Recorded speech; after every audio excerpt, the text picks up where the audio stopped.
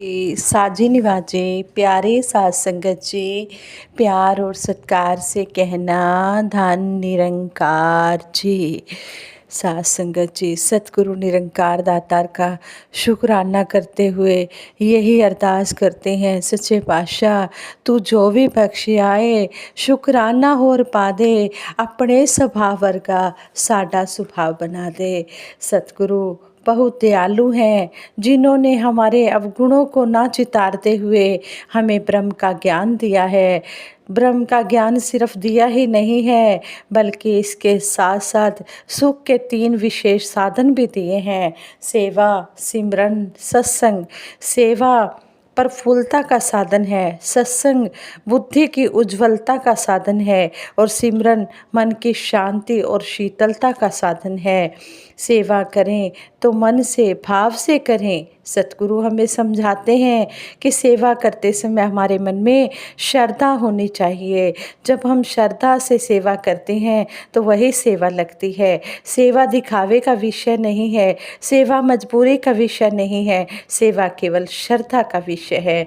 जो भी सेवा करें श्रद्धा से करें, सत्संग भी ध्यान से सुने। सत्संग गुरु का दरबार है, सतगुरु का उपदेश ही सतगुरु का आशीर्वाद है, चाहे वो किसी भी संत के माध्यम से मिले। सत्संग से जीवन का उद्धार भी होता है और सुधार भी होता है।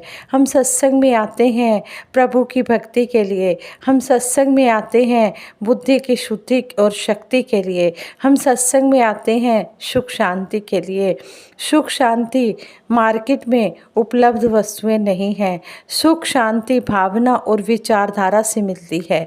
सुख और दुख इन 2 शब्दों का आरंभिक अक्षर सु और दू है। सु का मतलब है सुंदर और दू का मतलब है दूषित। अगर खुद की विचारधारा सुंदर है तो हम सुख के भागीदार बनेंगे, और अगर खुद की विचारधारा दूषित है तो दुख के भागीदार बनेंगे। सत्संग में आने से विचारधारा और भावनाएं उज्जवल होती हैं।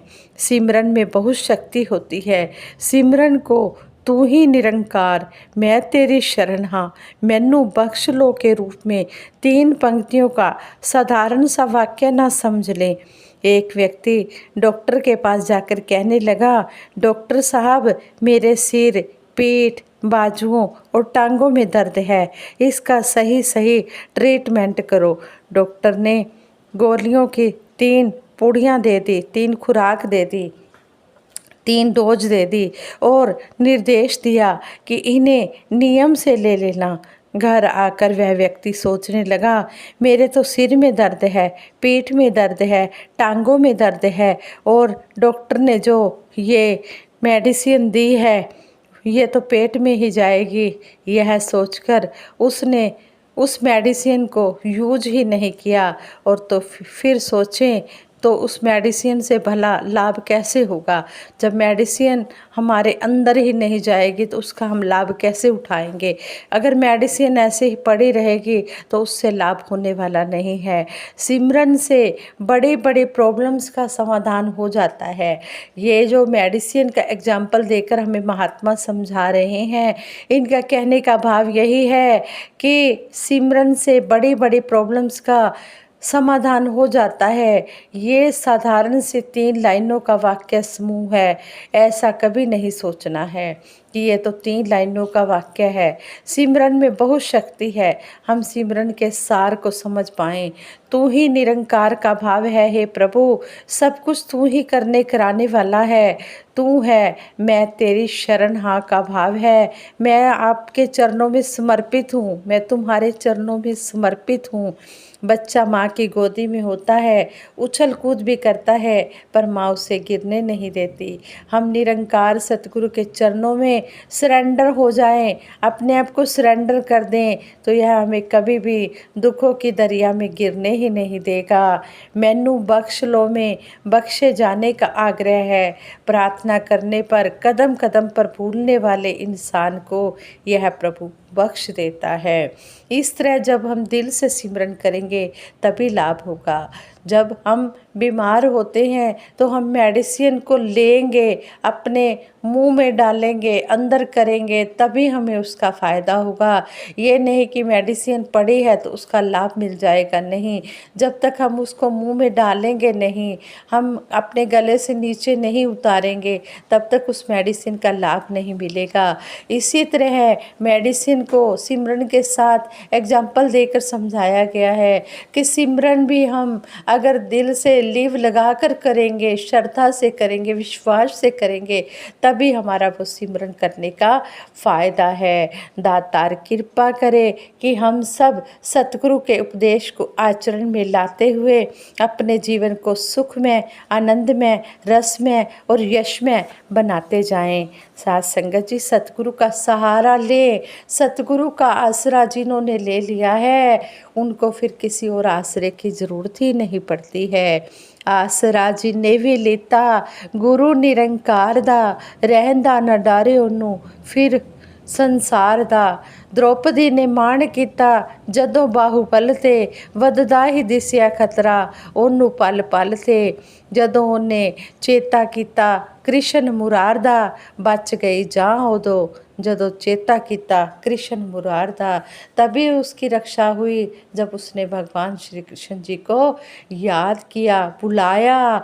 ये भगवान तो हर समय हमारे अंग संग है, हमारे नज़दीक है, लेकिन जब तक हम इसको जानेंगे नहीं, जब तक हम इसका एहसास मन में नहीं लाएंगे, तब तक बात बनने वाली नहीं है। बात तभी बनेगी जब हम पूरी तरह से सतगुरु के चरणों में अपने आप को सरेंडर कर देंगे और यही अरदास करेंगे कि हे देव, समर्पित कर पाऊँ हर श्वास तुम्हारे चरणों में दृढ़ से दृढ़तर होता जाए, विश्वास तुम्हारे चरणों में। हे सच्चे पातशाह, ऐसा कोई पल ना आए जिस पल मेरा विश्वास कम हो जाए। आज संगत जी, ऐसे ही दासी सतगुरु के आश्रय पर ही आप जी के चरणों में ये प्रसंग रखने जा रही है। कहते हैं युवराज अंगद लंका के राजा रावण को युद्ध की चुनौती दे आए थे। वानर सेना लंका पर आक्रमण करने की तैयारी कर रही थी। लंका पर आक्रमण करने के लिए समुंदर पार करना जरूरी था। इसके लिए समुंदर पर पुल बनाया जा रहा था। पुल बनाने का काम नल और नील नामक वानरों की देखरेख में हो रहा था।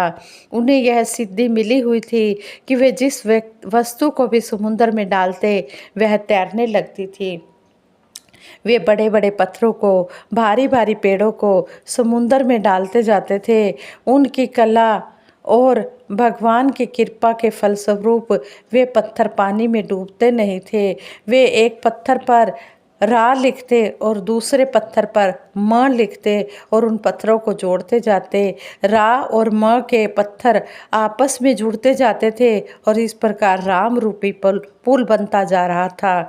सभी वानर बड़े बड़े पत्थर, पहाड़ आदि उखाड़ कर लाते जा रहे थे और समुंदर के किनारे पर उनका ढेर लगाते जाते थे। तभी वहाँ पर भगवान राम आ पहुँचे। भगवान राम ने नल नील से कहा, तुम लोग पत्थर को पानी पर कैसे तैरा लेते हो? ये पत्थर पानी में डूबते ये पत्थर पानी में डूबते नहीं हैं क्या?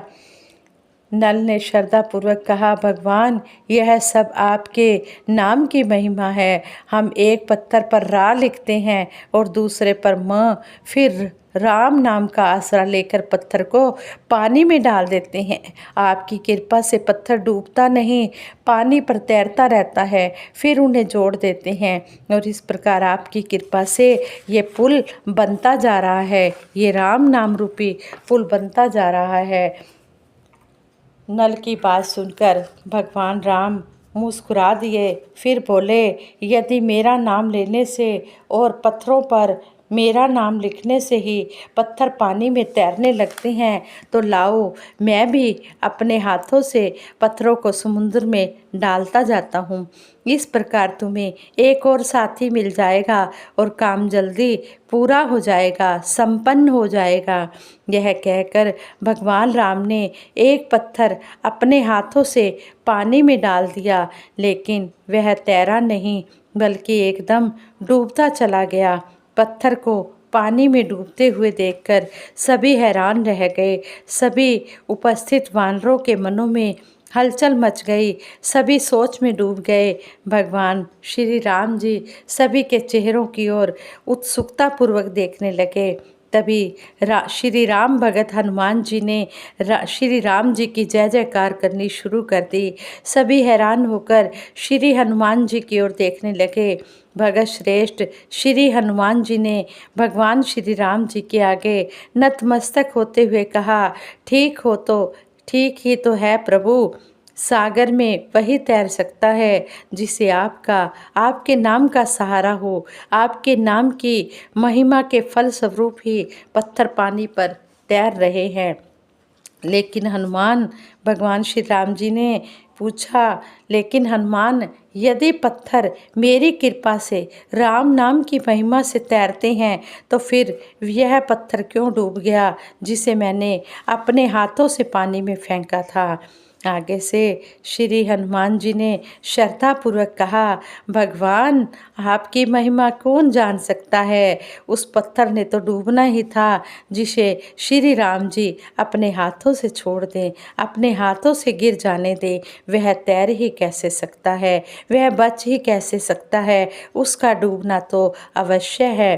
तैरेगा वही, बचेगा वही जिसे आपका सहारा मिला हुआ है, जिसके सिर पर आपका हाथ है, जिसे आपकी कृपा मिल गई है, जिसे आप स्वयं अपने हाथ से छोड़ दें, वह बच ही नहीं सकता। श्री हनुमान जी की भेद भरी बात सभी वानरों की समझ में आ गई।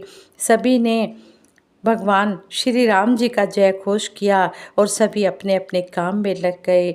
हम साकार सतगुरु माता सुदीक्षा जी महाराज के कृपा पात्र बने रहें। सदा हम सतगुरु माता सुदीक्षा जी महाराज का सहारा लेते रहें। हमें इनका सहारा मिलता रहे, इनका आशीर्वाद भरा हाथ हमारे सिर पर बना रहे। हम तभी भवसागर से पार हो पाएंगे यदि हमें सतगुरु का आसरा मिलता रहेगा। और यदि हमें आसरा नहीं मिलेगा तो कोई भी हमें बचाने वाला नहीं है। सतगुरु ही सबका सहारा है, सतगुरु ही सबका आसरा है। इसलिए हम कोई भी दुनियावी सहारा न ले, हम सतगुरु निरंकार दातार का सहारा ले। जो ये सहारा ले लेता है उसे कोई और सहारा लेने की ज़रूरत ही नहीं पड़ती है। सतगुरु के चरणों में यही अरदास करते हैं, हे मेरे मालिक दीनदयाल, जिस तरह आप जी ने अपने चरणों से जोड़ा है इसी तरह अपने चरणों से जोड़ के रखना। संपूर्ण अवतार बानी में शहंशाह बाबा अवतार सिंह जी महाराज भी हमें इस शब्द द्वारा समझाते हैं, तेरा आसरा लेके करता हूँ काम, मेरे सतगुरु तुझको लाखों सलाम। तू साकार भी है, तू निराकार भी है, किसी की समझ में तू आता नहीं, तेरे बिन कोई तुझको पाता नहीं। शरण में जो आए तू लेता है थाम, नहीं पूछता जात पात और मुकाम। शरण में तेरी मैं हूँ आया हुआ, हूँ अवतार तेरा बनाया हुआ। जो शरण आवे तिस कंठ लगावे, जो इसकी शरण में आ जाता है वो सारे दुखों से बच जाता है। उसको ये अपनी शरण दे देता है, अपने गले से लगा लेता है, अपने चरणों में जगह दे देता है। हे दातार सच्चे पातशाह, हम आप जी का शुक्राना करें तो किन शब्दों में करें। हम तो आप जी का शुक्राना भी नहीं कर सकते हैं, वो जुबान भी हमारे पास नहीं है। हे मेरे मालिक दीनदयाल सच्चे पातशाह, आप जी ने हम पर कृपा की है और हमें ये माया से बचाकर मायापति से जोड़ा है। इसके लिए हम आप जी का शुक्राना करते हैं। और जो जो भी आप जी हमें समझा रहे हैं, हम इन बातों को अपने जीवन में अप्लाई करते चले जाएं और आप जी का आशीर्वाद लेते चले जाएं और अंतिम समय तक हम आप जी के चरणों में जुड़े रहे और अपनी मंजिल को पाकर अपना लोक सुखी परलोक सुहेला करें। सभी के लिए दासी सतगुरु माता जी के चरणों में यही मांगती है, हे दातार सच्चे पातशाह, आप जी तो परम दयालु हो, परम कृपालु हो। सभी के ऊपर अपना मेहर भरा हाथ रखना, मेहर भरी नज़र रखना, सभी को तन मन धन के सुख देते हुए सेवा सिमरन सत्संग के साथ जोड़ के रखना। साथ संगत जी ये विचार करते करते हुए बहुत से मिस्टेक्स भी हुई हैं, गलतियाँ भी हुई हैं, उनके लिए आप जी क्षमा कर देना, आगे के लिए शुद्ध विचार करने की शक्ति बख्शना। आज संगत जी प्रेम से कहना धन निरंकार जी, प्रेमानी बोला धन निरंकार जी।